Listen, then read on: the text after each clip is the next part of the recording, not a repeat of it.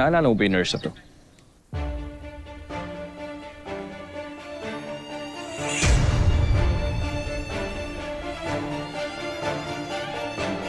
Hindi ko na si baby. Salamat po. Baby Jasmine, dito si Mommy.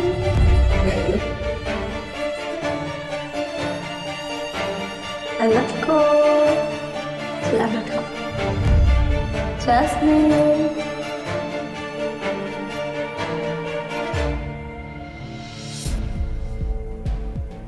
Siya yung nurse na nag-asikaso sa amin dati.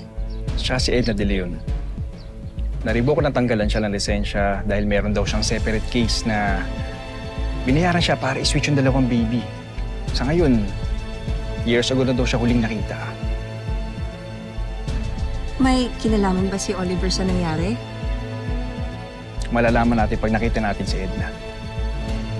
Bruce, tulungan mo kong mahanap siya. Kailangan ko siyang makita.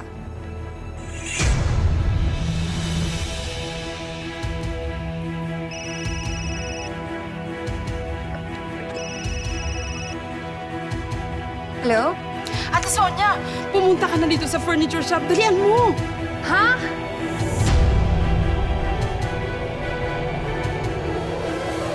Hindi kayo tumutupad sa usapan. Ako tuloy nalintingan sa boss ko eh. Mga wala kayong kwentang kausap.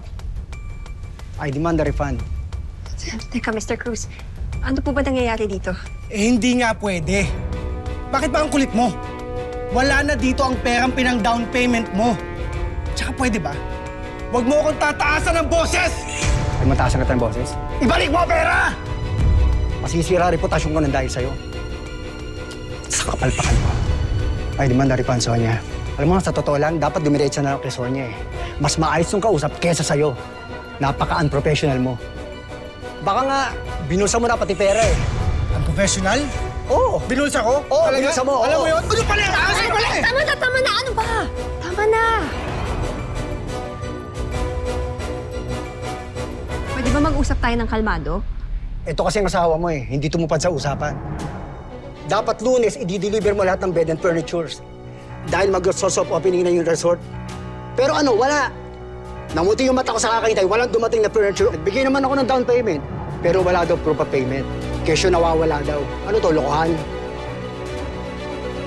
Mr. Cruz, ganito na lang ho gawin natin. Bibigyan ko na lang ho kayo ng 50% discount sa total amount. Tapos kung gusto niyo ho, ako na ho ang kakausap sa owners ng resort. Pero kasi baka O ano? Sisiraan mo pa ako sa asawa ko? Palibasa mo kakasin discount? Tama na! Mr. Cruz, pupuntahan ko na lang ho kayo sa resort mamaya. Doon na lang po tayo mag-usap.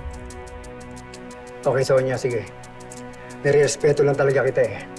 Umalis ka na! Talagang alis ako. Dahil palpak ka.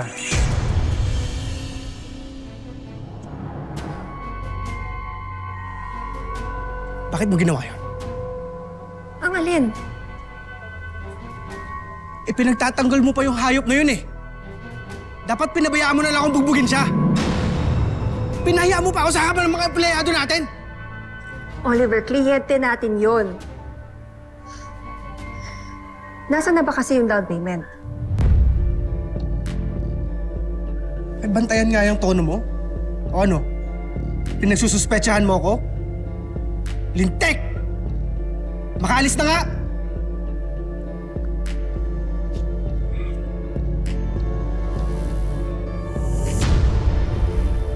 Maraming salamat sa pagsama sa ating istorya sa Tadhana. Nakaka-relate ka ba sa ating mga bida? Nako, i-comment mo na yan para sa iba't ibang kwento na punong-puno ng pag-asa at inspirasyon. Mag-subscribe na sa GMA Public Affairs at YouTube channel.